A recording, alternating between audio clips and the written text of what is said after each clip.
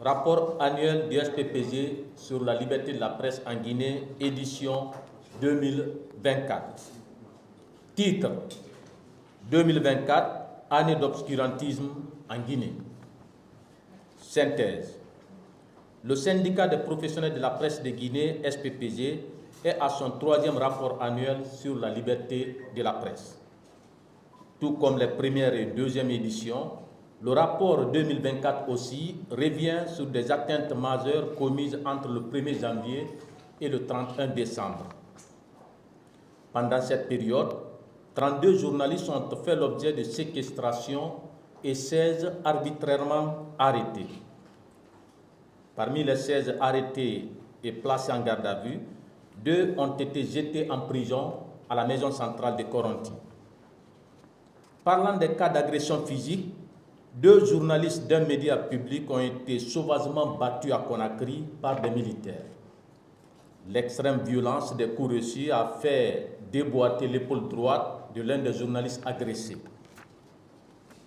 Les menaces et tentatives d'enlèvement qui ont visé plusieurs professionnels au cours de l'année écoulée ont fini par atteindre un journaliste kidnappé le 3 décembre en haute banlieue de Conakry.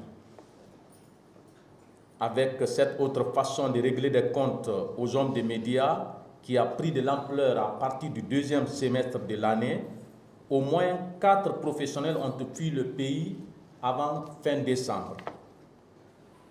En matière de poursuites judiciaires, 2 des 3 procédures engagées contre des journalistes ont été traitées sur la base du code pénal au détriment de la loi sur la liberté de la presse qui les protège contre la prison.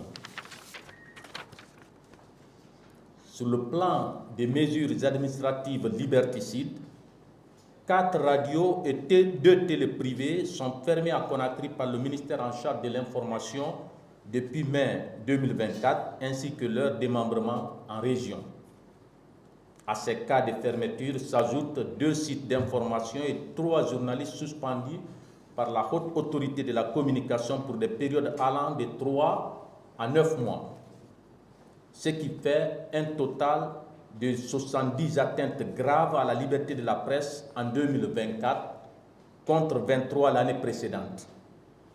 Il y a eu donc 47 cas de plus, soit 204% d'augmentation.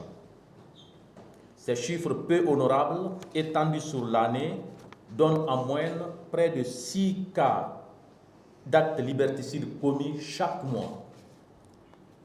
Parlant du nombre des atteintes recensées par zone, la capitale Conakry a encore battu le triste record pour la 3e année consécutive avec 67 cas sur les 70, soit 95,71% des dérives enregistrées en 2024.